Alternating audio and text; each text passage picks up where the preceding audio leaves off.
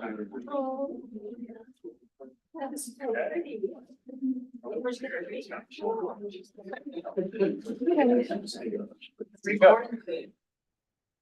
to the Deschutes County Board of Commissioners meeting. This is our 1 p.m. Monday, December 4th meeting. First item is citizen input. If there's anything, I'd like to speak into the topics not on the agenda. Is there anyone online? Okay, so seeing then. Item number 1, Rural Bend, Sun River, Chamber, Lapine, Sisters, Chamber, everybody, Chamber of Commerce funding request. So this is a request for us. I see we have all the players in, most of the players in the room. Yeah, so commissioners, I'll start off here. We have requests from 3 chambers, the Pine, Redmond, and Sisters, for it's referred to as the Rural Chambers funding request. And their request is for $60,000 each annually from the Video Lottery Fund. We have a separate request from the Sun River Chamber of Commerce to increase their request from $50,000 a year to $65,000 per year. And then we have a final request from the Bend Chamber, welcome Katie, for $75,000 per year. And each of these proposals are in your packet and they're just described in more detail. We have Laura Skundrick here from Finance who could talk about the fund balance and what that looks like going forward. I think it's important to share with the board that generally the board considers all of the requests for from the Video Lottery Fund in the spring for the next year's budget process. So we completed this year's process last spring. And your packet also includes a couple of those requests that were made. One to the City of Sisters for in the amount of $50,000, and the second to Sun River for $50,000. So we have already made some of those requests this year. The board is inclined to provide additional funding to them or new funding to the other chambers. We would need to have a budget adjustment this year as well, which is certainly the board's choice. So we've provided information in your meeting packet that also talks about the eligible funding activities. I think Whitney and Kim are certainly available to discuss what the statutory language is there. And I think certainly all of the chamber's requests are in compliance with what the law requires in terms of funding. We provided some options for you to consider, and staff would recommend that today we have this discussion. It's up to you if you'd like to hear from the chambers individually or collectively, however you would like to do that, and that we then come back in a week or two to decide on one or more of these options based on the board's preference. So with that, Chair, I'll turn it back over to you. And again, Laura's here to answer any questions you have regarding the specific fund. And I just open it up with Kim, or if you have any other comments at this point before we continue with the discussion. Great, thank you. So just a couple of thoughts, and if there's other thoughts from my fellow commissioners, this is a coordinated ask. We're putting it all on the table today, and everybody's in the room. So let's work our way through what direction we might want to go with this.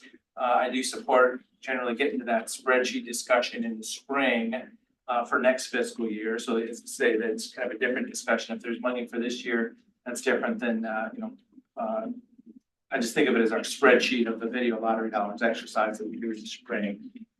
Any other thoughts? Go ahead. Please go ahead. No, I'd like to be last. Thanks. Well, we'll keep going around. I would just say that there are a lot of really there's some great proposals in front of us, a lot of important work to be done. I'm very sympathetic to all of it. I am concerned because if we can do this 1 year, and if we did it another year, I think we are looking at over time just drawing our unallocated reserve of lottery fund dollars rapidly down. And limiting our ability to do other things in the future. So I haven't quite come down on where I think we should land with this, but I I just want to say that I think that there's a lot of important work on the table being discussed, and I am also concerned about the sustainability of making these kinds of investments. Okay, so we make normally annual investments. And what I was told when we were given this opportunity to help a couple of our chambers out, that we actually did have the funding. It was available, so I would have loved to have seen like a financial statement with what is the balance in that account? Where does it look at? Where is it historically? Where's it at?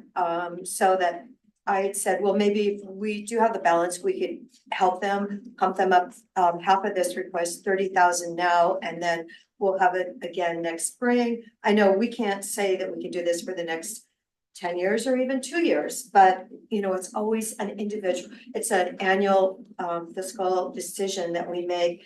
And I do so appreciate all the work that our chambers do. Each one of you does such an important job for our community. I know all of you, I know how hard you work. And I would just like to see like the financials. Laura, you're in the room and know, okay, what is the balance right now? How does it look? And is that possible? Commissioner, Do we all have a copy of this memo? it'd be on the last page in your packet. I think it was sent out separately.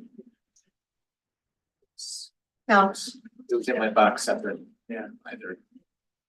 no, you know, who knows where it is, right? Okay. Jake maybe ate it. I have a dog. He has been watching movies with me and he's probably eating my very.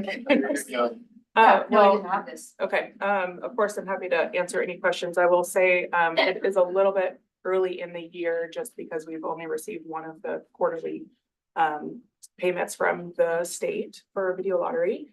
And so really we're looking at a projection of what we're expecting to have throughout the rest of the year and what's already been allocated and what we'll spend through the rest of the year. So we are looking at, if we receive payments as expected, about $1 million of unallocated video lottery funds for this fiscal year. And looking at fiscal year 25, kind of similarly, we have no way of knowing what the video lottery funds will look like for next fiscal year, but typically when we do the allocation process in the spring, we have a way better idea of kind of the trajectory of what those payments are coming in as.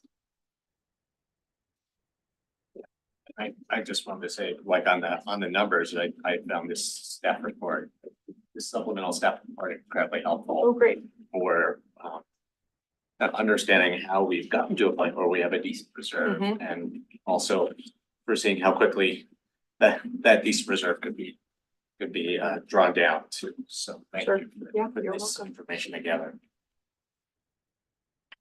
What's our reserve balance at this moment then? I'm just wondering, how could you know you have it here, beginning capital projections? Okay, so was our projection actually like this year, 1.2 million almost? That we were gonna have in there? What was our carry forward? Maybe you could answer that.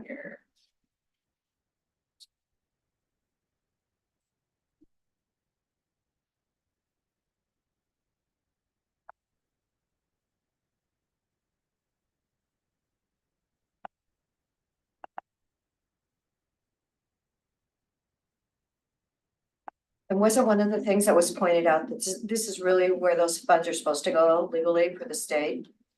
That was part of the attachment, the ORS saying that it's supposed to go and help business. 461.547. Economic development.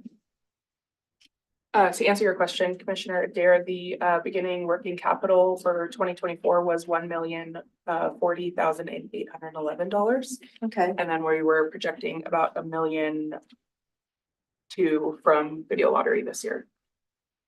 okay.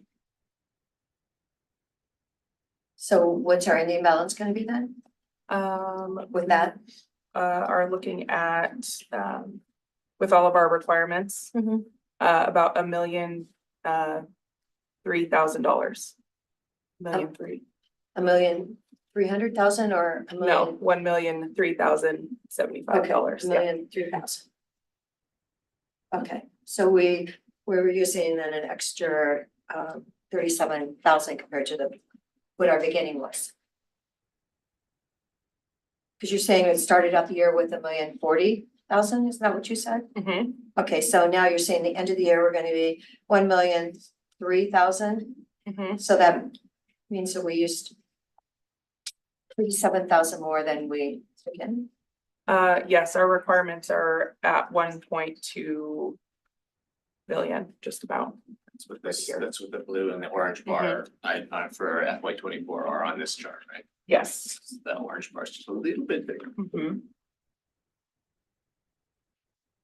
So getting back to the beginning here, Chamber of Commerce, small businesses, membership organization, get the buzz going around town, support your local businesses, support your fellow businesses. My wife and I are business chamber members in La Pine area for many, many years now. Ever since I got elected, I've been a paying member of the Bend Chamber of Commerce. I remember the Bend Chamber of Commerce basically led with the fact that, and there's a lot of history there, but led with the fact that they're separate, no kind of government dollars. It is to say, Central Oregon Visitors Association, EDCO, Bend Chamber, there's a lot of fun history there. But I like the independence, you know, me as a previous business owner, being in office, I like that independence and these could be conversation starters, and I'm not trying to push buttons here, I'm just trying to get a concept of what's going on here. Also, I know that the DMO discussions in Sisters and now and even in Redmond are happening. You know, it used to be the Chamber of Commerce and Visitors Center. There's transient room tax dollars in all these small towns, but if they get separated from the Chamber of Commerce, you know, part of just keeping the front doors open goes away and welcoming visitors. So I understand those dynamics. Sun River, I've always kind of cringed at how much we invest in the Sun River Chamber. And my point is, I want the small businesses to be able to do it independently and keep the buzz going. So I do kind of start with a hesitancy, thinking that how much of these dollars are we going to give to the Chamber of Commerce? And the Chamber of Commerce is supporting the small businesses who hopefully have their doors open for a profit, which employ people, which pay payroll taxes. So I'm just sharing my big view of this. I'm hesitant to think that we would do this long term. I know these are very challenging times. We had our COVID experience with oh no, things are gonna stop. Oh, here's some rescue dollars. Oh no, here the tourists are everywhere, and we've just gone up and down through a huge roller coaster.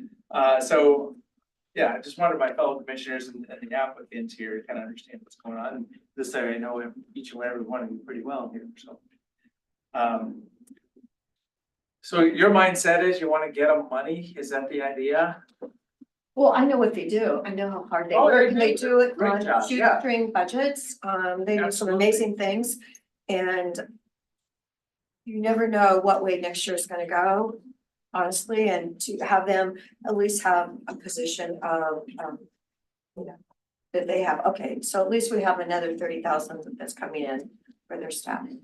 Well, and then out of these video lottery dollars, EDCO, the traded sector front end for Central Oregon is being a big investment, big foundational investment. And as I say, those are always kind of home run efforts, you know, when you bring a big traded sector company and all of a sudden that is new payroll, new building construction, you know, usually. And that's just that next step. So, and it's just a different world than the local existing businesses keeping the buzz going and supporting each other. So, you know, EDCO is a major recipient of these dollars, and also emergency food, clothing, and shelter. A lot of nonprofit efforts, and our service partners, and the other efforts like the Forest Collaborative, Water Collaborative, and different things. So I'm just thinking this is the pool of recipients that we're talking about here. Yeah, video lottery, I would always hope that people would, game less. I've got, experience in my life where people really struggle when they get kind of sucked into the flashing machines. It takes money and not everybody can handle that. So it really promotes a vice sometimes that's not real good. So I'm not excited about, these gaming dollars kind of from the beginning. So as I say, that's just where I'm coming from. I wanted to get that started. I would say that the work that our chambers do, the work that EDCO does, the work that a number of the nonprofits that we fund out of video lottery dollars. These are all eligible economic development activities. I was having a discussion with someone about social service providers, tell me about how that's economic development activity. And it said, well, in this day and age, one of the major constraints, one of, if not the biggest constraint on our local economy is workforce availability. And sadly, we are at a point in time in our community where workers, in order to be able to continue to live here and continue to show up for work, often do need a little bit of housing assistance or food assistance or other things. So health services. So these are all of the things that we're currently supporting are economic development activities, as are the activities proposed by our chambers today. I think that they are all important. One possible way to navigate, sustainability of investments, and also, honoring the economic development roles of all of these different organizations would be to, pare down the level of investment a little bit for, give everybody a little bit of a haircut. In that way, push out the date that our reserve levels are really going to suffer from making additional investments. And that's the spreadsheet exercise in the spring, you're saying? Yeah, I mean, if we were, that's right now, if we looking at these charts, and if we decided to allocate an additional $320,000, that bar, that graph right now would go right down. So. And it's a springtime discussion, but it's also a discussion for right now. Yeah, put direction to it, what we can do today.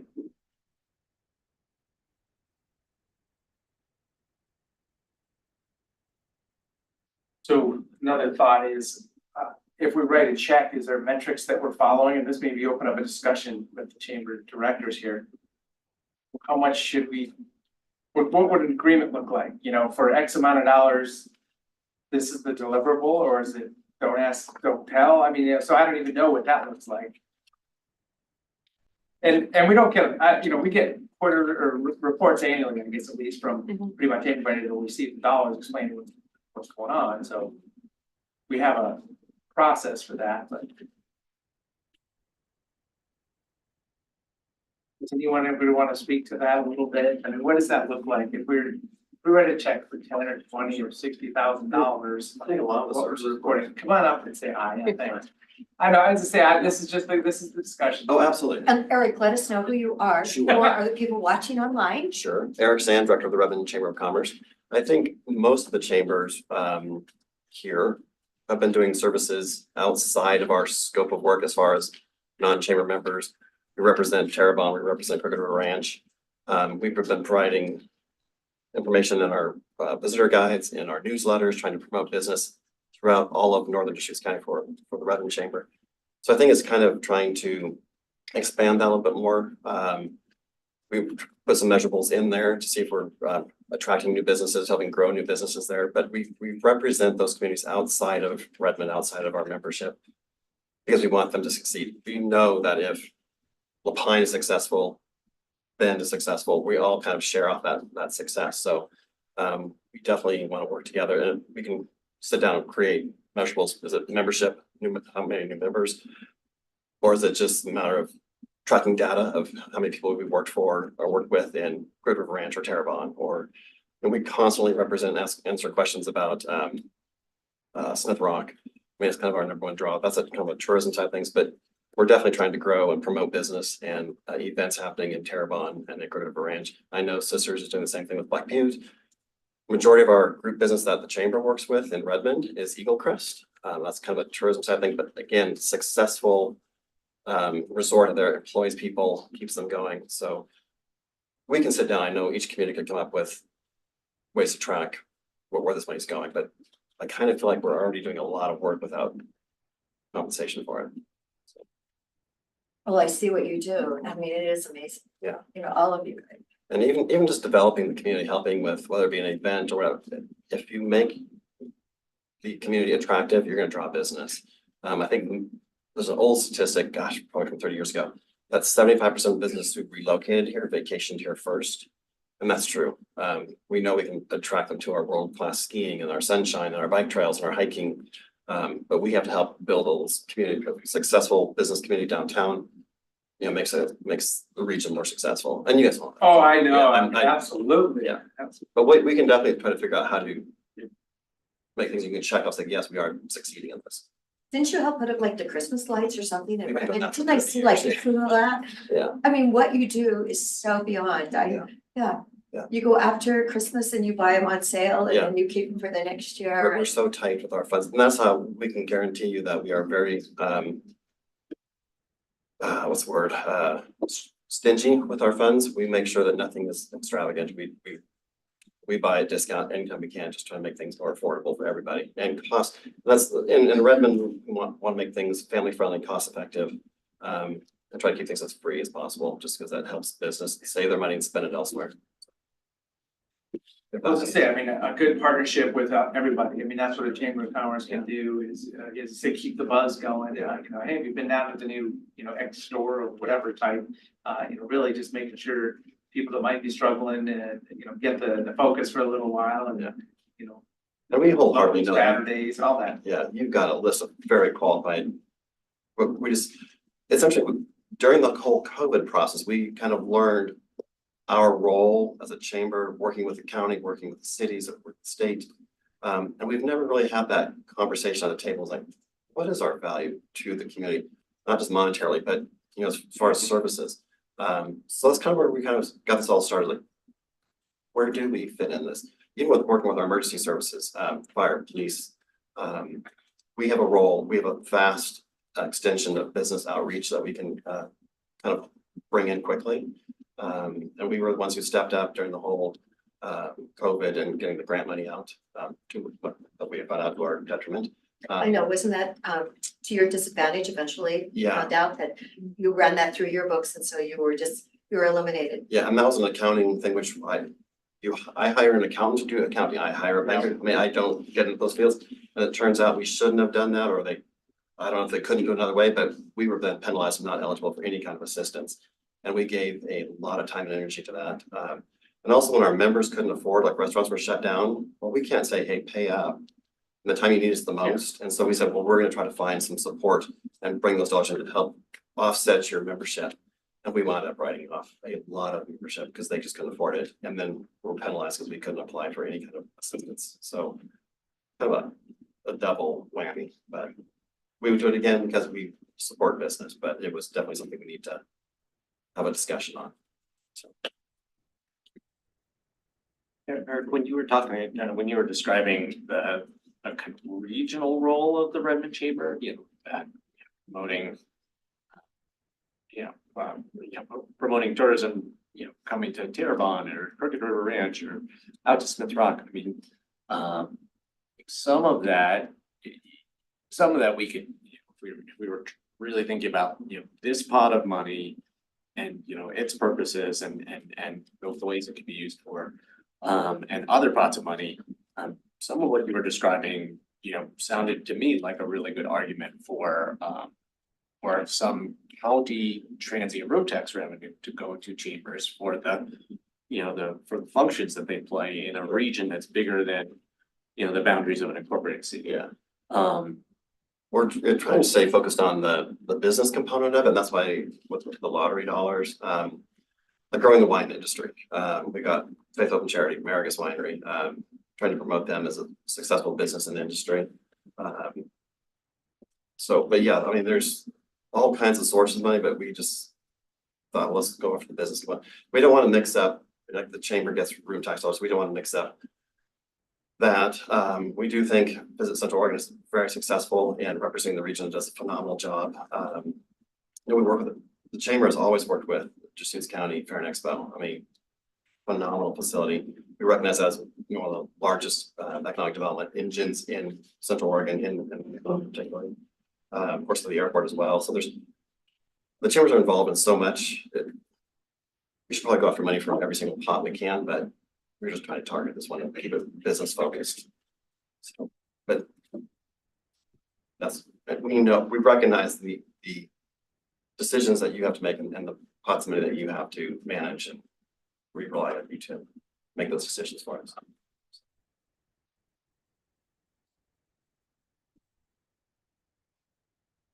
Thank you very Thank much. you. Yeah. You can always bring it back. Would that be okay? Oh, yeah, please join us. Yep. Did you? As I say, we're just working our way through it a little bit now. Yeah.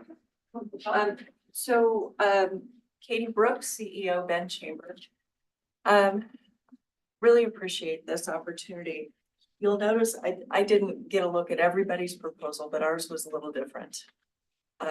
To Commissioner DeBone's point, we raise our operational funds out of membership. That's what we do. We are not a visitors bureau in Bend. We have Visit Bend for that. We're strictly a business association. We have approximately 1,600 members. And what we are coming in our proposal, what's different is to fund specific initiatives. At this point, you're right. I think that our operations is something that we do through sponsorships, memberships, and other means. Our workforce housing initiative is going into its third year, and we've raised some money to actually invest in homes on the ground for first-time home ownership. This year, we're looking to make a similar type of investment that has durability over time. That could also maybe align with some of the things that the county is doing as far as a rotating loan for mid-market housing. We have an ADU website that takes care in feeding. We do a lot of policy work on housing and whatnot. That's what our ask was for, is to fund the key initiatives. And every one of these chambers, as you heard from Eric, you'll hear from every one of them. We do just about anything that's thrown at us, whatever is needed by the business community. Our focus is on really sticky issues that are complex, that it takes a lot of people working in concert to actually resolve. And that's what our initiatives are about. So I just wanted to clarify that they asked for the Bend Chambers and for operations necessarily. It's for the housing initiative. And I also want to say that it's hard being you, making all these tough decisions with a fund that's extremely flexible. And there's so much that does affect our economy.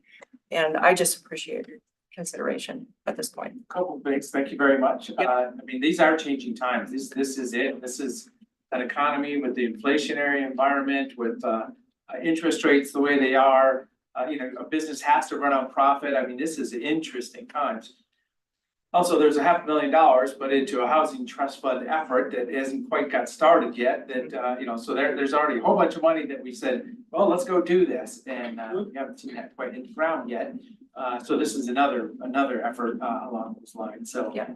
just let you know, we see a lot of. Which is great stuff.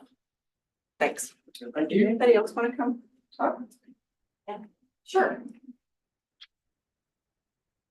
Hi, Ann Gay with the Executive Director of the La Pine Chamber of Commerce. The part of the conversation that you started, Tony, with deliverables is a concern to me, because it's like the conversation we have with business people that come to us and say, well, what does the chamber do for me? What can we, because we have so many things that we do that are ethereal. Their support, their connection with government agencies like yourself and the state and even the national chamber. There's no way to put numbers on those things. Our membership, for instance, it fluctuates between 275, 285. Never really changes from that. So I can't even say, well, yeah, we went out and we gained, 50 members. Because quite frankly, in our community, small businesses will lose as many as we gain over the course of a year. So that's not a number that really tells you anything. part of what we might gain are bigger businesses and what we lose are small ones. So the number really doesn't give you the information I think that maybe you're looking for. And then I'm struck by a comment that was made many, many years ago at a conference I went to. They said that if you've seen one chamber, you've seen one chamber. Every single chamber does something differently because of the demographics of the community. We all have far-reaching efforts that go well beyond whatever city limits that we are in, particularly in La Pine. The city limits of La Pine is very small compared to those properties and those businesses that we represent, all the way down to other communities like Gilchrist and Crescent, that area. So everybody works very differently, and putting numbers on those so that you feel good about, the money that you're giving us. The best thing I can probably say, and this is just my gut feeling, is by you doing this for us, you are becoming a partner with us. You're becoming a government partner with all of our communities.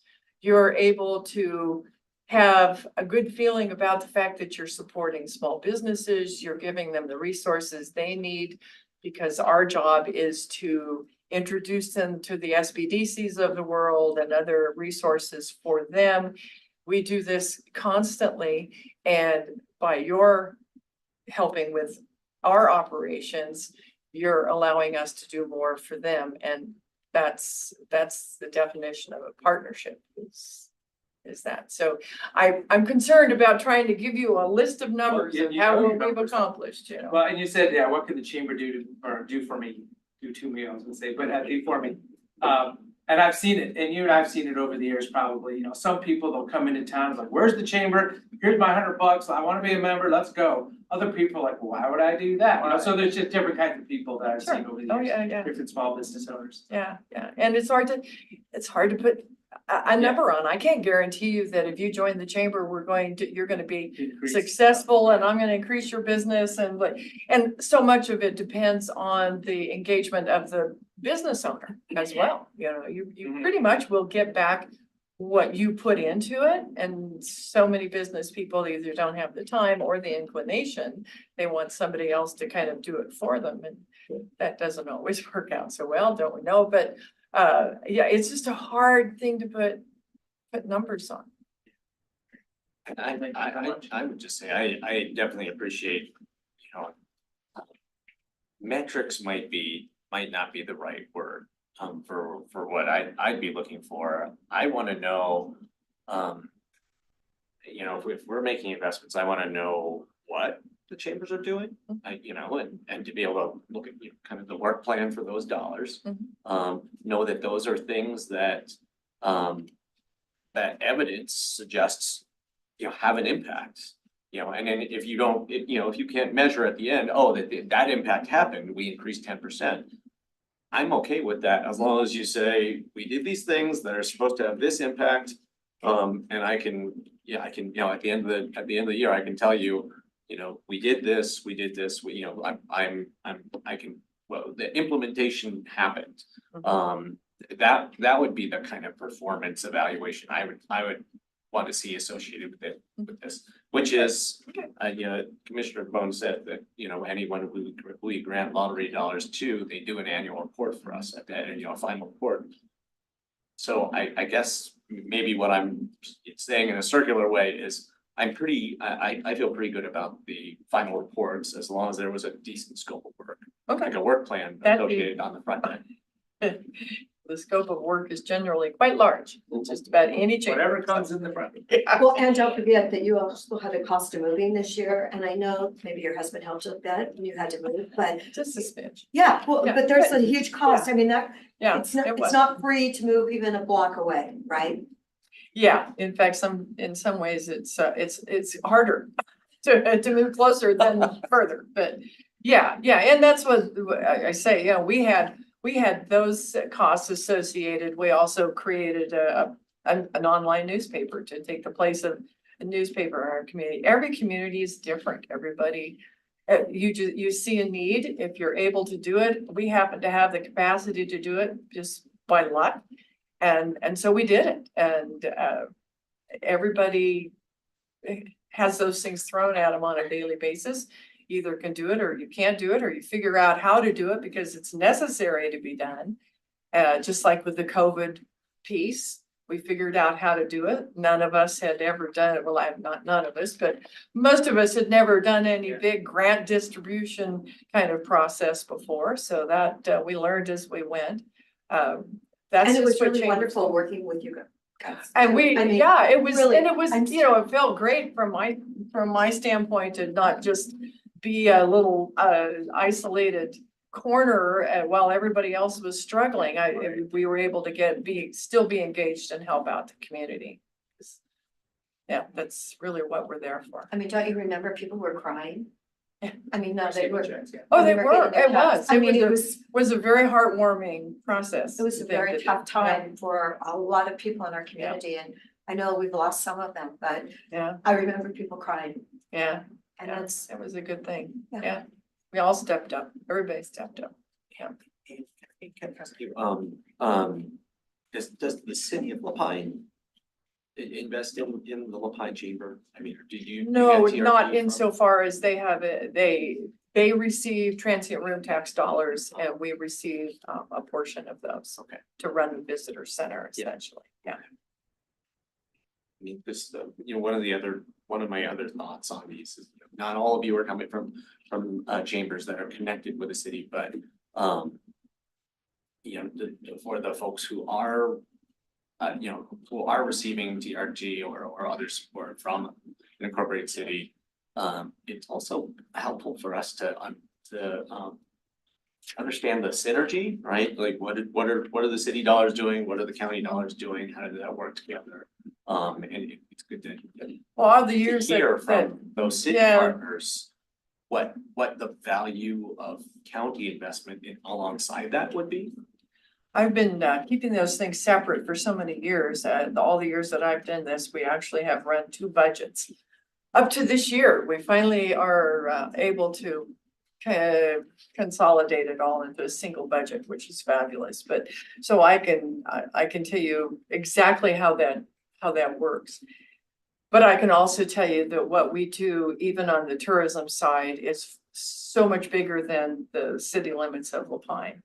We have so many fabulous properties around us, like Paulina and East Lake, that whole Newberry Caldera area, Twin Lakes Resort out to Cultus Lake and Willamette Pass and all that. We promote all of those far-reaching areas, and then we go even further beyond. We go out to Christmas Valley, all the way out to Paisley. Our visitor guide takes in all of that, what we call Newberry Country. Way beyond the small amount of money that we get. We don't even have 100 beds, if you will, in the city of Lapine that those TRT funds are generated from. So it's really a very small pot of money. So the chamber side has always helped support that, particularly staffing. We all work together on all of it.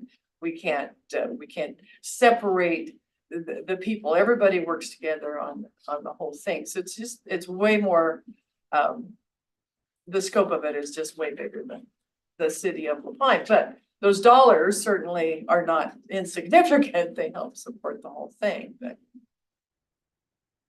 Do Klamath or Lake counties show up at all in supporting any, I mean, No, in fact, interesting conundrum. I mean, if you really want to Here we get go. down to the weeds of the whole thing, we've supported properties all the way down into Shady Cove and even northern Klamath Lake, Agency Lake, and that area are in our visitor guide, and they scramble actually to be in our visitor guide because they don't feel that they are supported as much as they'd like from the south end of the state. So, and at 75%, somewhere I got this number a long time ago, 75% of the people going to Crater Lake come through Lapine. They come from the north end of the state. There is, there's a lot that come from the south. Also, from the west. They come off of I-5, they come through Roseburg, or they come over through Grants Pass in that area, but the greater portion, in fact, that's why we call ourselves the northern gateway to Crater Lake.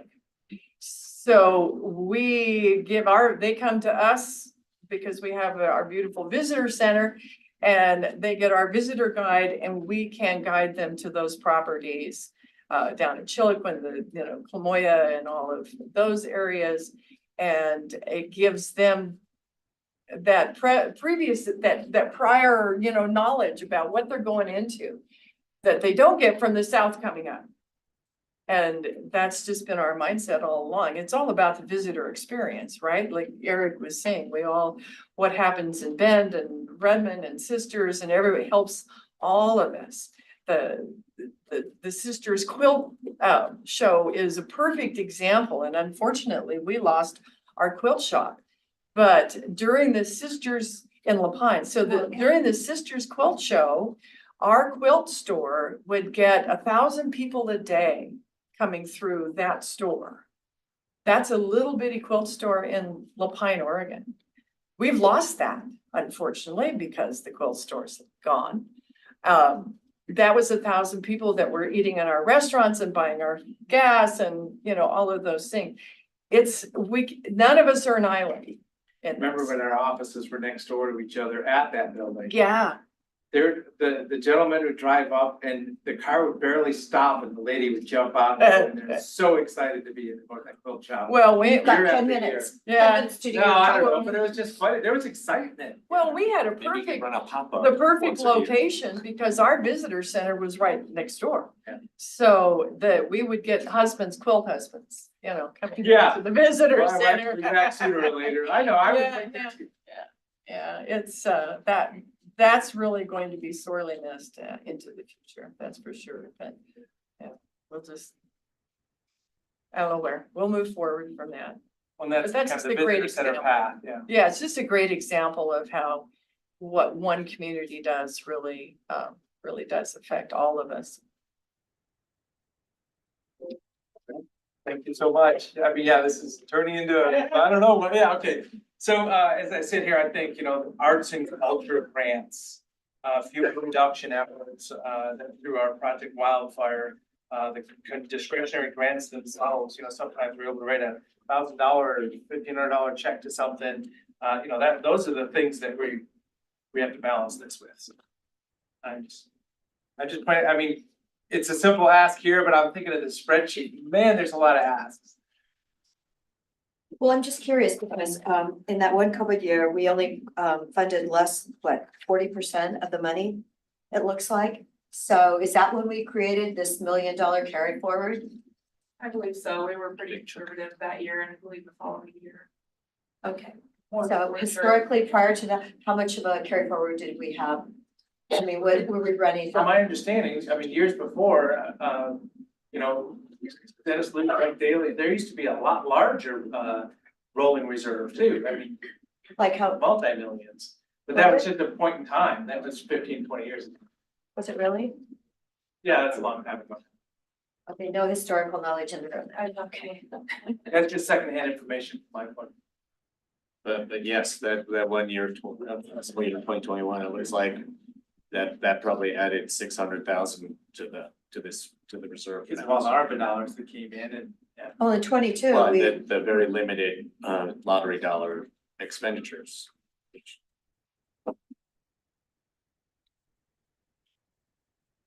As I say, this is just communication at this point in time. As I say, unless there's motivation, let's just take it under advisement and go from here. did anybody else want to say anything? No? You don't? Just to clarify, this is for, I applied for 2024-2025. Right. Next year. And I know all the millions So of things you your do. proposal was for next fiscal year, not Correct. current. Yes, just to clarify. I don't do it. I mean, I would be supportive of reduced amount awards based on the requests that are put forward us today. And Commissioner, just as a clarifying question, is the rural request as it sits in a bundle for fiscal 24, so current year funds or for fiscal 25 funds?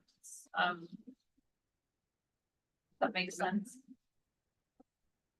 Is it a major ask or is it a future ask? Correct, because we have two entities that received fiscal 24 funds. Correct, and it would be helpful for staff's clarification if the request is. I think we're looking for July funding. Yes, that would be For July or Next. fiscal 25. Good. Okay, that's very helpful. Thank July you. 1. 20. Yeah. I think we all would, I think the conversation evolved at some point to being, well, we have something left over, we could do something with this year's budget, but that's, the intention was for next year. Okay, that's very helpful. Thank you. We're just applying early than we did before. We want to be the squeaky wheel. Yes, yeah. You want to be at the top of We wanna have- the grant allocation. Yes. And when, And just to do we have to apply again in the spring, or this takes for the spring to apply? No, I think with that clarification, staff would take this request and include it in the fiscal 25 budget development process, which typically would be about March, late March, early April. And then go through the county's budget process after the board completes that exercise of how they'd like to allocate fiscal $25. In the video lottery fund. Correct. Yeah, so as I say, it really boils down to the spreadsheet that I'm referring to, that we do take a specific work session moment and go right down top to bottom of the spreadsheet. And that could, have you seen that? Has anybody seen that? You know what I'm referring to? So we could share that with everybody. I mean, that would be good. That happens during regular board meeting. It Yeah, is. because it is Not- video that's lottery. not- and That's it's not one of our budget committee processes. Correct. We come to the board as we're developing the budget during the budget development process. And so that's why that process runs a little bit early. And then when the budget committee convenes, they see the budget the board has essentially put together through those exercises. Which are the red and blue lines, if you spent more than you had or not. Yeah, so maybe we can just make sure that all the chambers know when that specific board meeting is happening. Definitely. and then part of the threshold question is gonna be the board's comfort level, as we do look at the back, is your comfort level of what it previously wasn't a $200,000 community network, which means there'd be more to spend in the short run, but not in the long run?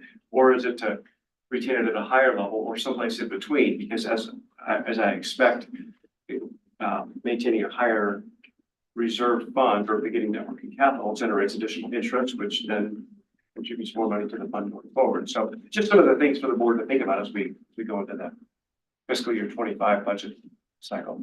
It is fascinating because it was down to less than 200,000 in 18. Yeah, so we're definitely getting more interest income now. Or we might be.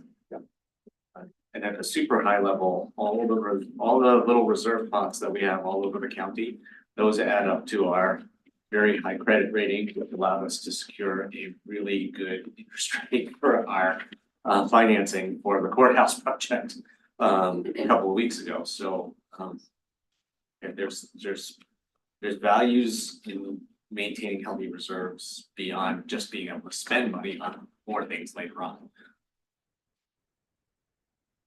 But I personally feel badly though that you all were ineligible for COVID assistance because of what you did for the community. That's really unfortunate. So the No, spreadsheet, and- you have this is the spreadsheet that was provided in our original ask, so that's what I'm referring to when I talk. Oh, So you have seen that. Yes, we have. Exactly, yeah. I was wondering, I think it's here somewhere, is it your ask? Okay. Well, thank you very much. Good to have a discussion. To be continued in March. Oh, I did right now. Got all my notes. Now you have, You sure? stay organized. Oh. Thank you for joining us today. Thank you. Item number 2, work session, draft 2020-2040 Humboldt Community Plan update. Perfect.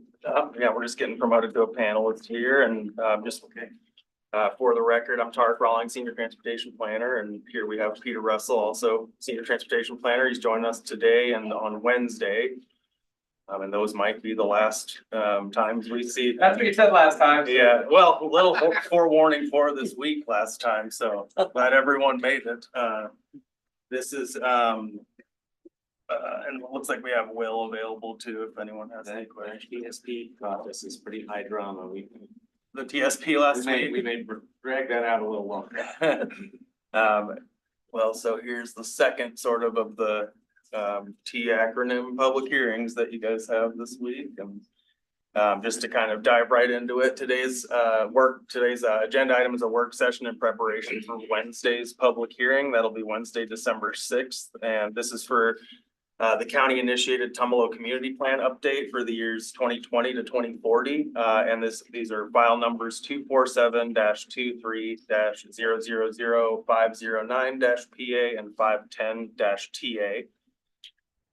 The purpose of today's work session is to provide some context and background on the Tumalo Community Plan, or the TCP. We're going to recap some the development of the actual draft TCP document, which is included in your agenda packet. And we suggest kind of focusing any discussion only on the new goals and policies, as that's sort of the focus of this update process thus far. And that's what's reflected in that draft document. Ultimately, we're trying to prepare the board for Wednesday's December 6th public hearing. So we're trying to get you back up to speed on the happenings in Tumalo and maybe some of the background for this plan creation. And then ultimately, we're going to identify some next steps for the board's review, and then ultimately adoption of some version of this Tumalo community plan. So what is a community plan? It's an appendix to the county's comprehensive plan. And so like the comprehensive plan document itself, this has a 20-year planning horizon. It deals with the specific geographic area of Tumalo, so the actual boundary of the Tumalo unincorporated community. It also just, it takes in factors specific to that geographic area within this upcoming 20-year horizon. It basically sets an overall vision for that defined area of the Tumalo community in terms of projected growth, what people want to see in terms of values, either changed or retained, things like that. The document itself contains high-level goals and policies that outline sort of those high-level values, those desires from, basically it reflects directly from community input, those goals and policies. And then Question. Sure. Sorry. Yeah, of course, yeah. Before I forget, so the choice to do a Tumalo community plan in the urban unincorporated footprint at the very beginning, I mean, that's a choice of the county, or is it kind of expected of the state land use planning system? That was just how Tumalo itself is defined in our county code, or yeah, Peter. Yeah, it was a county, Have a comp plan. they're not required, so you could include them, they're in your comprehensive plan as a county. But back in 2010, we had a lot of interest from Tumalo, Terrebonne, and Southern Deschutes That was the County. first one? Correct, Yeah, so so we did because it. I was happening coming in at that time. Oh, right, so that was on the county's own initiative, that was not a requirement of the state. Because it could be just part of the comp plan and just other policies wherever. Correct. This kind of brings that UUC into a chapter. by Right, itself. so our then planning director had the idea of let's have a community plan for Tumalo, one for Terrebonne. Yeah. And one for Southern Deschutes County. I can't remember what happened to the guy, but he was the one that said we should be able to do this. Yeah, promoted. So if these community plans hadn't been developed, there wouldn't be a dedicated section anywhere in the comp plan. It would just be There just kind would, of in the dealt with like the rest of rural Deschutes County. yeah, there would be in the respect, the comp plan has an urban area and it has a rural economic development, so it'd be much broader, but they wouldn't be so focused on specified geographic areas. There'd probably be specific goals and policies with the name Right. Tumalo UUC or Tumalo something, but not a chapter like this. Correct, right. Things like sidewalks that would come up might have their own standalones, but this is included in its own appendix there through this. Yeah, so that's kind of the structure of how things are being undertaken. Luckily, Peter here was on the last update, so we have historic knowledge in the building. And then we were kind of getting into this, but what is Called you old. historic? Yeah, sorry, that was a really good one.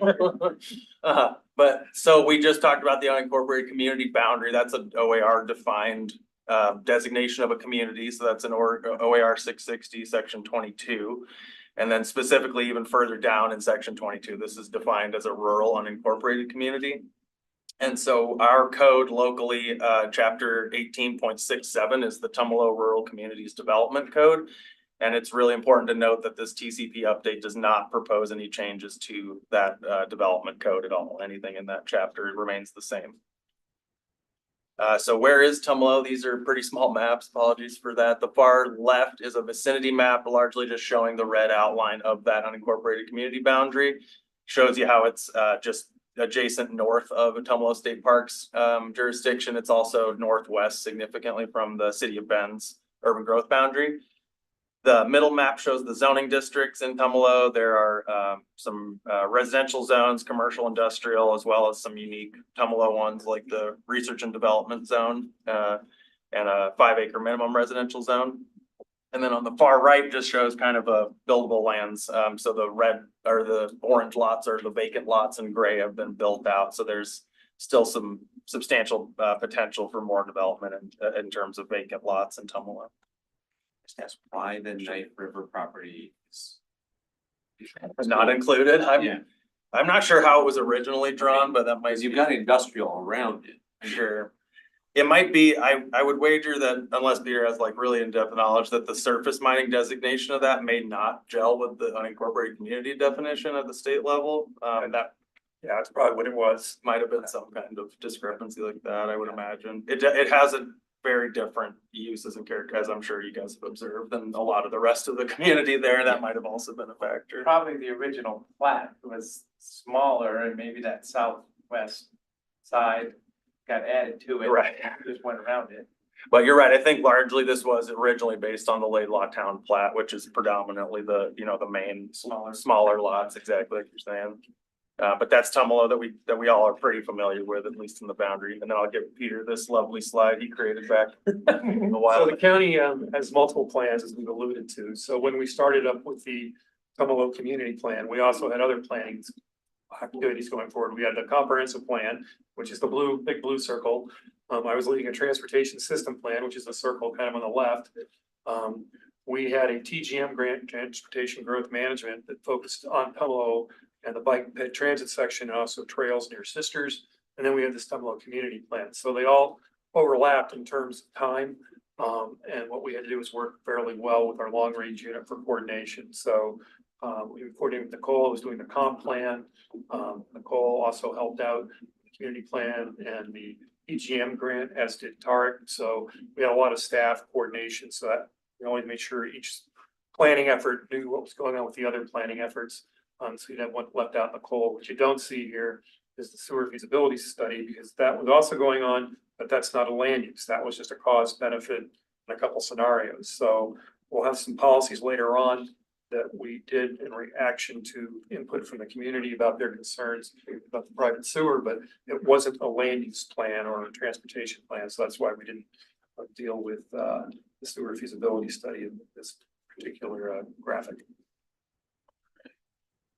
And so Peter just mentioned the county funded sewer feasibility study. That made its way into a lot of the public input. Obviously, that was a really big thing that was happening in the community. So we do have some responsive goals and policies and other information that responds directly to concerns around that sewer feasibility study and just potential for sewer, I would broadly categorize it.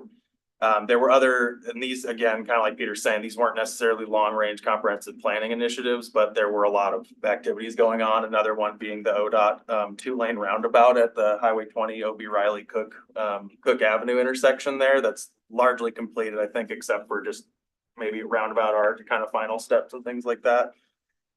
There's also, in addition to that roundabout, there was a multi-use pathway approved by the county that went underneath Highway 20 at 4th Street and went all the way down south to Strickler. That provided, or was the purpose of it was to provide easier access for pedestrians and bicyclists across the highway, and it goes underneath that. Is that what Safer, I would say.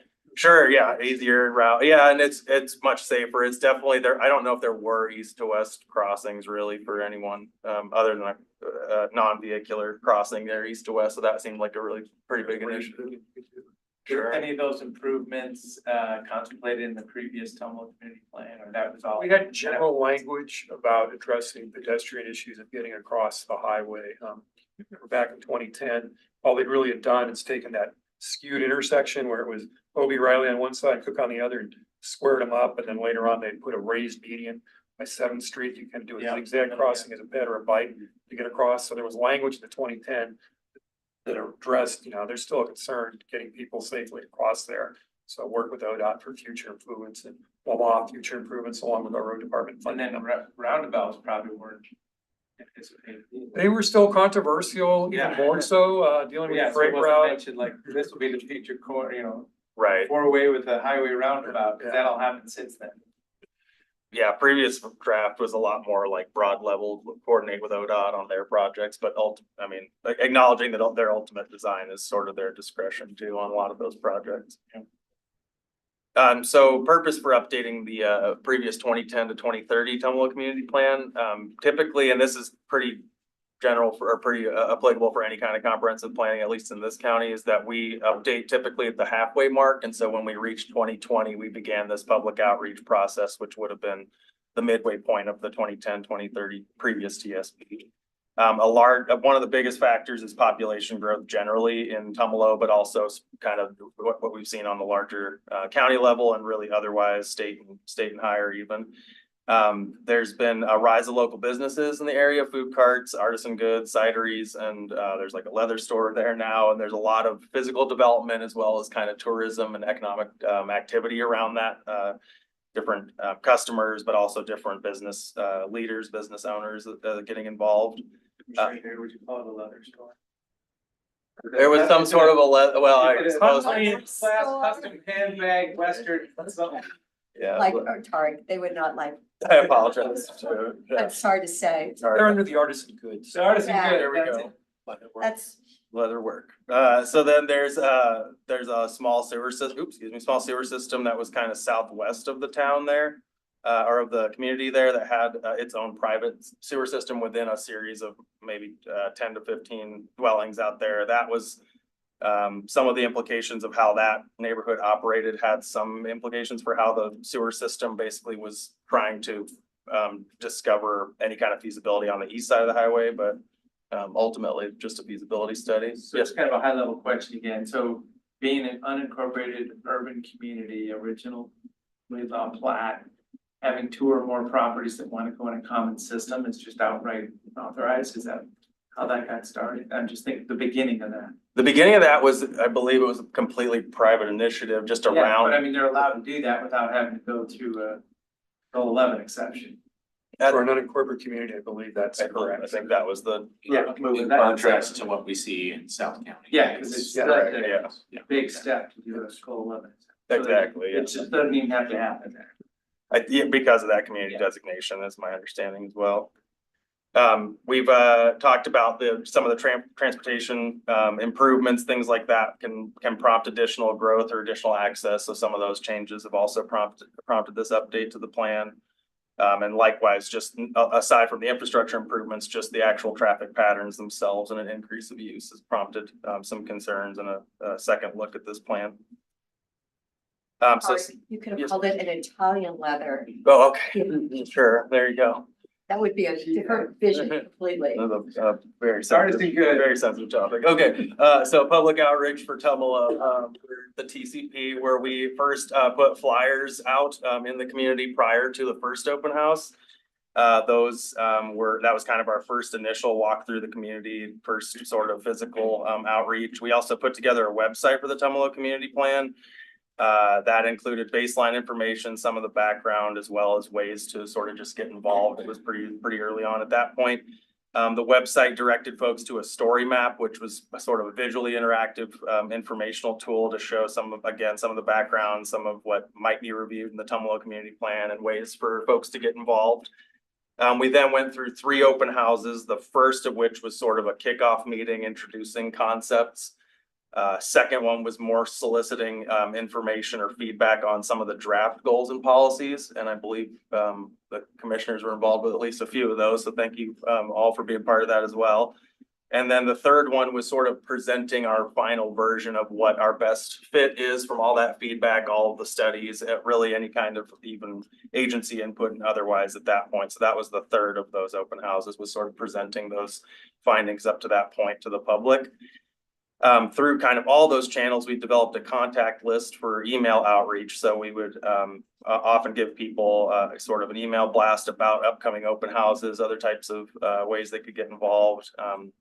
Aside from some of those large scale, like big groups being involved or or web outreach, there were other methods we used. One was what we call the meet a planner sessions. They were kind of targeted for folks that wanted a more interpersonal sort of one-on-one format to asking about planning, about land use provisions, about what this update might entail. Those usually took place like the Tumalo Coffee House or the Bite or other local areas. And so we would meet with one or two folks for an hour or so at a time and answer whatever questions they had. That seemed like that was very well received. We also had stakeholder interviews. So we reached out to different business figures, different folks who had just been in the community for a really long time, folks associated with the school district there, and got input from that perspective. A lot of it related to kind of high level, aside from residential, just day-to-day quality of life stuff, things like economic patterning, industrial uses, just kind of large scale, long range considerations like that. Ultimately, we had a public process before the Planning Commission that ended ultimately with deliberations or in October, not quite last month. That resulted, and that was really, there were several continuations, a lot of involvement at the Planning Commission level, and ultimately that October 12th deliberation date produced a recommendation to you all, the board, saying that the Planning Commission would recommend adopting that TCP as drafted with 4 specific amendments that we'll go over in the next few slides. And really pretty much the last bit of public outreach we've had is letting the folks who've been involved thus far and the general public know about this upcoming public hearing on Wednesday, December 6th. And so just going into some of the summary topics raised by the public, there's just several bullets here on and these will sound fairly familiar, but one very broad consideration or concern was the fear of losing their rural or small town feel amid the rapid growth around the community. So that was a pretty wide ranging sentiment, but very commonly received by the public. There was specific comments related to the pursuit of code amendments for multifamily dwellings, basically limiting the nature and extent of those types of dwellings if allowed. There was concerns around the signage and vehicle safety in Tumalo related to speeding, as well as sort of route design and the school. There were topics related to the Deschutes River, sensitivities around kind of riverine resources, as well as sort of appropriate user patterns and behaviors. There were concerns about sort of overuse of some of the public put-ins for the river, different trails that were surrounding it and litter and things like that. We kind of mentioned this, recent economic development prompted some comments about whether the physical design and appearance of some of those buildings is coherent with the rest of the design that's kind of out there. Not that we have like an architectural review committee, but getting almost at that sort of a cohesive design sort of considerations. There were broad concerns about tourism, just too many visitors, just people overusing or not respecting the community, basically. Then there were concerns about any type of sewer infrastructure in terms of costs or effects in terms of required connections or costs for replacing septic, things like that. Very, very probably our number one most commented on topic. And then there were comments about roundabout art and other public art within Tumalo. And I'll pass this over to Peter for a couple slides. So the new plan or proposed new plan, one thing, we kept the vision statement, just a minor change in it. The intensity we just changed, took out a hyphen and used an area instead of community. We added 3 new goals based on the input we heard from the public regarding their major issues. Again, mostly the sewer and concerns about rampant development in Tumalo. We added 17 new policies. We changed 3 existing goals and 26 existing policies. I'll talk about the color coding in a minute. We had no changes to 9 existing policies. We deleted 10 outdated policies and relevant text, like if it was improved the intersection of Cook and US 20 from the 2010 plan. Well, ODOT's got a 2-lane roundabout. Yes, we don't need that policy in there anymore. When you do it all, it can be kind of a confusing document. So one thing to remember, at the last open house with the public back in May, which was roughly 85 days before the first planning commission meeting, we said, here's the document we're going to present to the planning commission. We're not going to change it between now and the planning commission. So we gave everyone handouts of copies of the plan, the color coded document, and the spreadsheet, because if you were to do the way typically planning amendments are done, it's almost unreadable. So we did a color-coded versions, so it's easy to visually summarize what's going on. And then for those who really like the details, we have a spreadsheet where we have verbatim the 2010 language and the 2020 language. And then it's color-coded to match the spreadsheet, and there's explanatory text about, oh, why did we change? So going to this, please. So normally when you do plan amendments, you underline what's new verbiage and you do strike through for what you're going to get rid of. And when you do that for an entire plan, it's unreadable. So again, we didn't want people to think we were trying to pull a fast one on them. So we said, what we'll do is, here's the new TCP, but if you want to know what the policies are that have changed, if the policy on the color coded one is green, that means there's no change whatsoever. If there's blue, there's a change between the 2010 and 2020 text, but the 2020 text is intended to be consistent with the 2010. We're not trying to change the outcomes at all. We may have just found a grammatical error. We may have found it was wordy, so we tightened it up a little bit, but basically the 2020 policy and goal language will get you the same results as in 2010. Yellow, it's brand new language. This is something that we've heard from the public or the agency. Red, again, deleted stuff that was already accomplished it. Then the spreadsheet has the verbatim language, as I said, between 2010 and 2020, along with some explanatory notes saying, okay, why did we do this change? And we gave everybody that whole package of info 85 days before the planning commission meeting. All right, and then just getting into the planning commission's again, they recommended approval of, to the board, recommended approval of the Tumalo community plan, but with 4 amendments. And so we'll just kind of go through those amendments. The first was to remove policies number 10 and number 11 from the natural resources, open space and recreation policies section of the TCP's goals and policies. They both relate to basically district formation or annexation into an existing district for parks, for a parks district. And so there were 5 commissioners in favor of removing both those policies, 1 commissioner in opposition, and 1 commissioner abstaining from that vote. There was also an amendment to add a policy to explore the legislative changes to limit multifamily housing to only 4 units or to a maximum of 4 units in Tumalo. That was pretty well deliberated on, and eventually 7 commissioners unanimously voted in favor for that amendment. But that's what we were getting at with some of the multifamily comments we mentioned earlier, that this was ultimately how the planning commission processed that public input into what would be a policy listing almost just this wording right here, but ultimately that would be an outside of the Tumalo Community Plan Initiative to explore a text amendment to change the Tumalo's development code to the limit to those actual 4-unit maximum. So that would be just kind of the mechanics of it. That would be a separate board directed text amendment initiative should the board choose to incorporate that amendment. And it wasn't 4 units in all of Tumalo, it would be 4 units in whatever round you were proposing to develop on. And this policy came in reaction to, we want to keep Tumalo rural. So some people were concerned it said it would be a field of brownstones or something like that. So there was much discussion about, well, what's the right size? What's the Goldilocks size? And so it was 4 units per proposed development. Right, per multifamily house. So then they were talking about that. Ultimately, that's what came out. There was a lot of discussion around that piece at the planning commission level, but they ultimately unanimously went for the 4-unit maximum. And these are a little more loose. This one was support for public art generally in Tumalo. That was 7 commissioners unanimously in favor. Then there was the 4th and final amendment was to encourage residents and community groups to reach out to Deschutes County for updates and information. And there were 5 commissioners in favor and 2 commissioners opposed.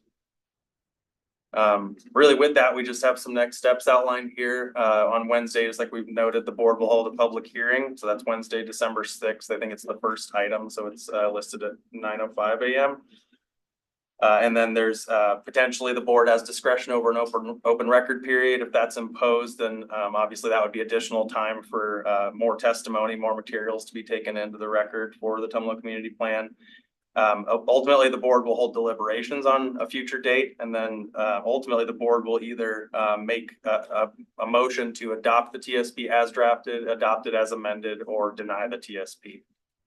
And with that, we're available for any questions you might have. And I'm going to stop sharing my screen now.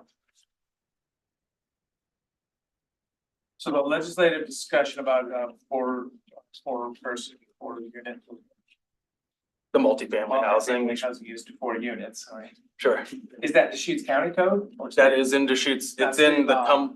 the Tumalo unincorporated community code, so 18.67 is that. Does it have anything to do with state law? Not from what Yeah, we yeah. talked about at the planning commission level. Yeah, the TTP asking the counties to review it as an effort in the county. Exactly. Unique to that.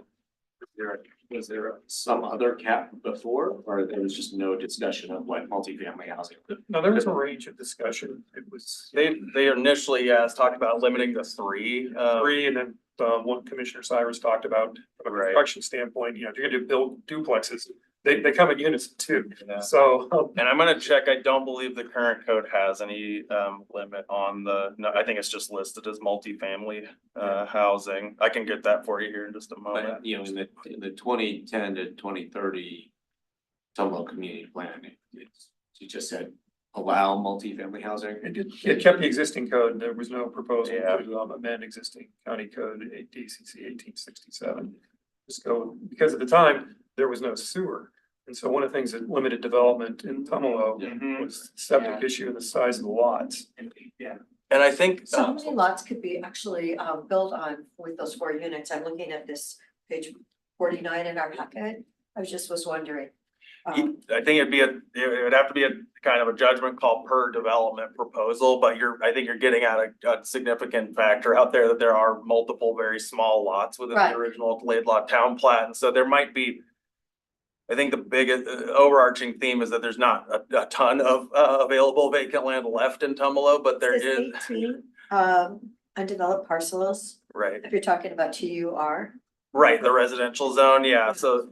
Is that That, the ones that we'd be talking about? So it could be, Or they could tear down something they somewhere could else? tear down and see what's allowed in the unit. There's also setbacks, there's landscaping, there's solar setbacks, so there's Yeah. several different items. So it'd be a case by case basis. location's pretty subjective just for Right. all those things, but what I think some of the public concern came from was that currently in that Tumalo zoning chapter, the conditional uses just list multifamily dwelling complex, and there were no parameters or details around that, and so people were worried that was a keyhole for an apartment complex, and that would ruin sort of the small town character. So one of the scenarios, And all of a sudden, yeah, one of the. And scenarios we heard exactly from that the public, time, exactly. If somebody were to get a bunch of lots together and then suddenly build, you know, a 60-unit apartment complex, if they could figure out the septic issue. So there was like, yeah. If they Or a could figure out hotel. something. Right, but you're right, there was a cascading effect of Yeah. concerns that largely began with the sewer feasibility study. Good. And I think that's all the information we have, unless you have further questions, of course. So this will be a public hearing on the matter on Wednesday. Yeah, and then the planning commission's decisions or recommendations. I would like to know a little bit more about this last recommendation. Encourage residents and community groups to reach out to Deschutes County for updates and information. So where that came from is initially the And why proposal. it was 5-2. So, so I'll take a first crack and then Mark. So where it first came from was the reverse of that. So one of the commissioners during the deliberations said, what about requiring the county to go out? So that generated discussion amongst the planning commission and said, look, they already do outreach. So we're already doing that. We don't really need a policy. So then the inverse came, said, encourage people to reach out to us, which they can now. I mean, we have email, we've got phones. And so the 2 nay votes were along the lines of, people can already do this. We don't need a policy. Yeah. And typically the policy, is this really needed? And then others were like, well, this will help make people feel Encourage. comfortable. Yeah, encourage. So that's kind of the discussion in a nutshell. The only thing I'd add is that it began as almost setting like regular required check-ins where we would present some kind of update series to the, like at a public meeting in Tumalo.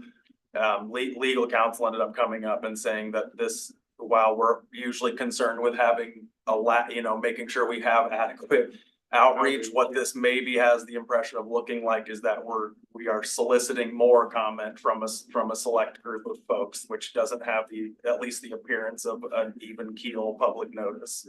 And so that's ultimately why there was a lot of any commission discussion changed direction very quickly, and then it became a discussion more about efficiency of like staff time and how calendaring could be used most efficiently, and that's I think where the 2 dissenting votes came from. But it sounds like it may spur from the concept of, I don't know what's going on. Exactly, yeah. And it's a point in time in history where, as I say, for the last 100 and something years since the printing press was created, it used to be a good old headline in the newspaper, but everything's being fractured right now, so, you know, we don't have a good set of information. Right, and I think just to put a bow on the top of that, we really emphasize like how available we already are and would continue to be to these groups, just to keep them abreast of anything going on.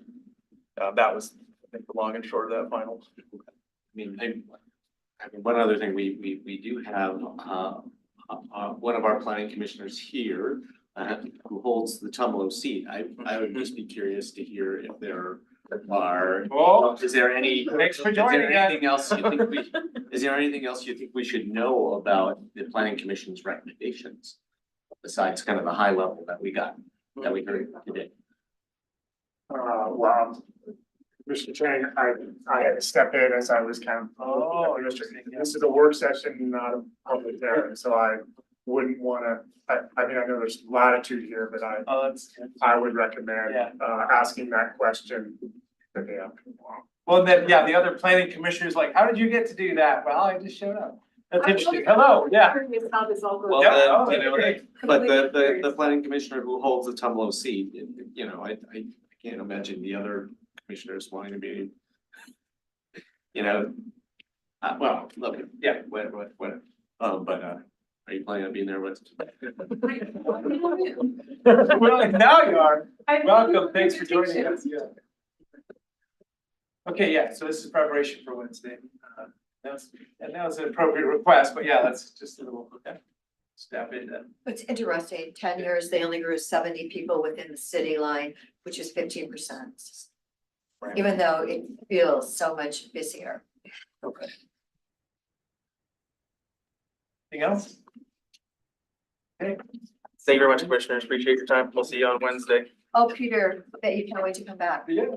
Well, yeah, gosh, this has been a great job. Seriously. I know. Y'all very much. Appreciate it. Okay, so at this time, other items, I'm sure there's a couple letters. Yeah, whoever. Hi, Oh, no. Commissioners, Jeff Patterson, Strategic Initiatives Manager.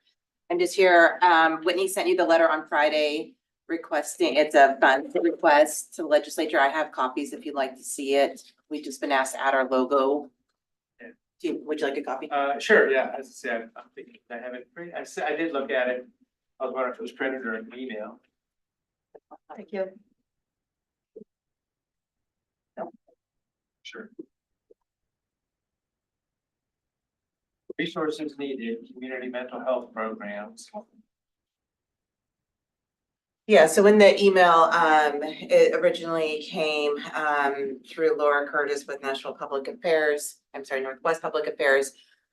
There was an email that Holly Harris weighed into. I think she's in support of the logo. The commissioners are in support, but she's out of town this week, so just wasn't able to be here. And I also spoke with Janice this morning, and she's also in support of adding the logo. The commissioners are in support of that, but basically there's a funding deficit, and they're asking for that deficit to be funded of $7.5 million.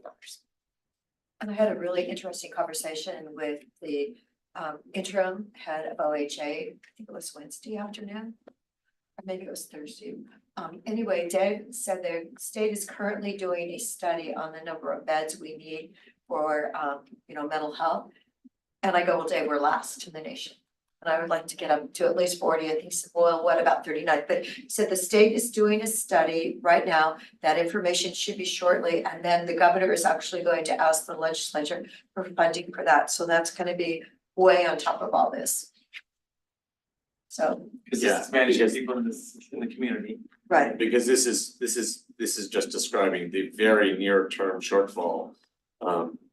You know, when I first read this letter, I said, you know, $7.5 million. It's gonna take way more than that for us to make any meaningful progress on this, on this issue. So if this was still a draft letter, I would love the letter to also talk about the long-term big picture. And we want you to make, several $billion or, like many hundreds of thousands and hundreds of millions of dollars investments in this issue. because,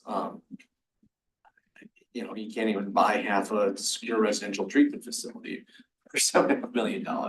So, so I'm supportive of signing on. I assume this is not draft anymore, that would. I believe that's correct. I made. think Multnomah County has added their logo. They're asking for Deschutes County logo at this juncture. So, yeah, but also just recognizing that long-term big picture, we need to be thinking a lot bigger than this in terms of our asks.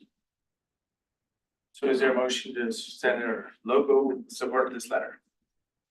So move. Then any other discussion? Commissioner Dare, Yes. Commissioner Chang, Yes. and Chair votes yes. Thank Great, you. thank you so much.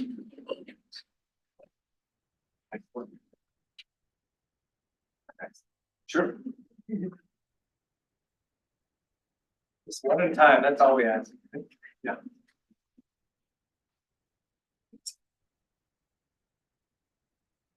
This is a request from Mountain View Community Development for an updated support letter. In July of 2022, the board signed the support letter I just handed out for safe parking. That was what the letter was for. Rick Russell contacted Christie and me this early afternoon and said that he just found out about a grant opportunity and is requesting a support letter that is slightly revised. The attached draft changes it from safe parking to the affordable RV park and housing village. And the grant that he's applying for is would potentially provide the nonprofit with about $100,000 to hire someone to help do donor development and identify private funds to help build out the RV park. So this is to secure funds to do development work. Yes. Yep. And it's due at 5 o'clock today, so we are, if the board is supportive, we would request that you authorize your electronic signatures.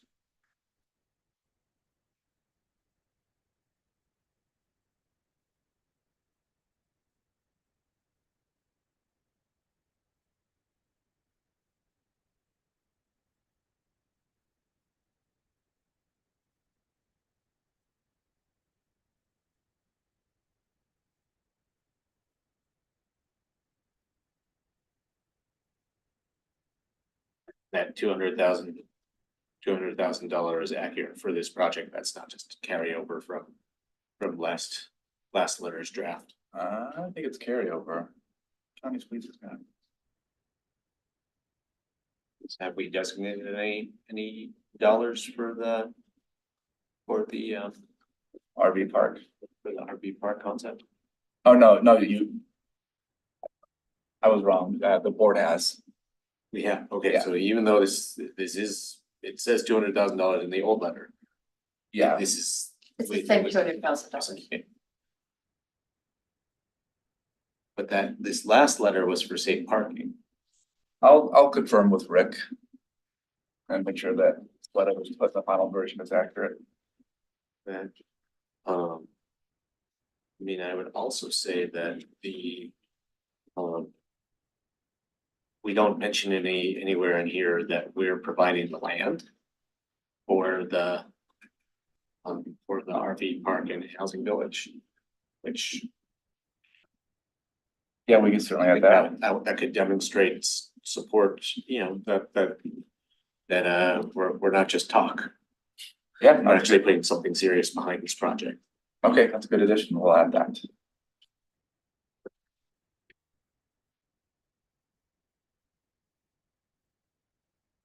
So I'm supportive of, him trying to put this together. One of my mindsets is though that, people are people and people need to be somewhere. I worry that we're building a place for those people and I don't see it like that. They're just people. So, just the culture of what we're doing there. And obviously we need something, no barrier or a high barrier is kind of the delineation here right now, but we kind of need room for anybody and everybody is all I'm saying.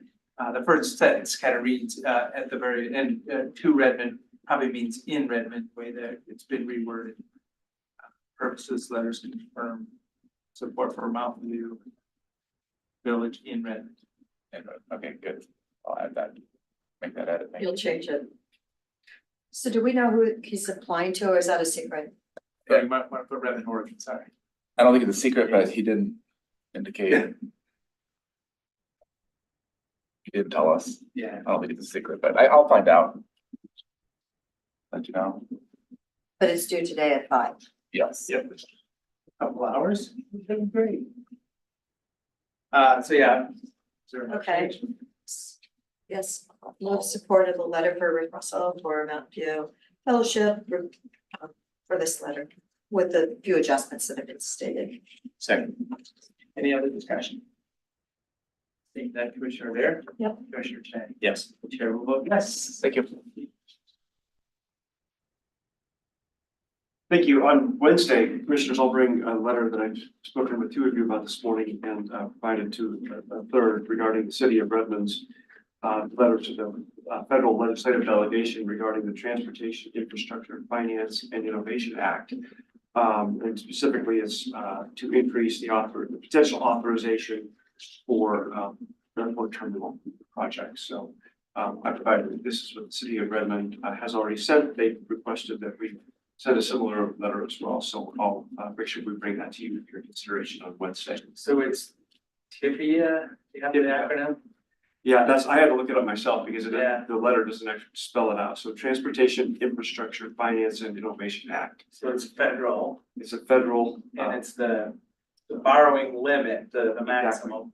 And since and inflation, the size of the project, it should pass their maximum. right, the maximum was $100 million and now due to recent estimates are now over $100 million. So they're asking that the cap be, our specific request is for the threshold to increase to $200 million.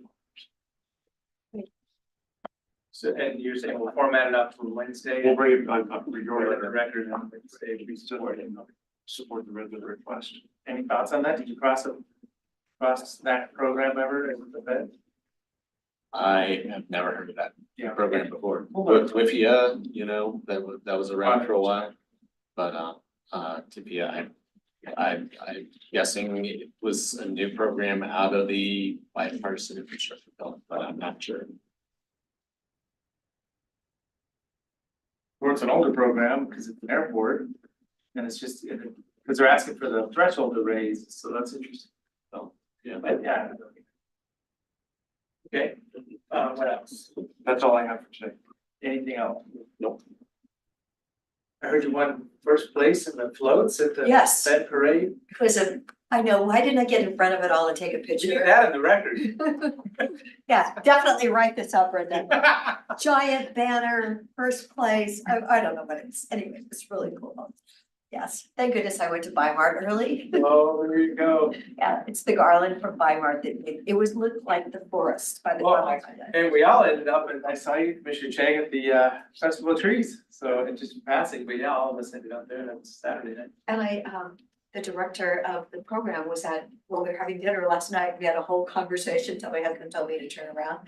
Anyway, one of the trees went for 10,000. She was thrilled, but she said she loves working with us, but she really thinks they're gonna need to do more because there's so many more 501c3s in our community that are all, working on those dollars. So that was a great night.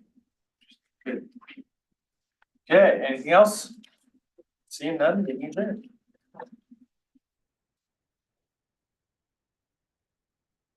Oh, we're gonna talk about football. Oh, we could have, couldn't we? But let's not. Yeah, we're playing against Liberty.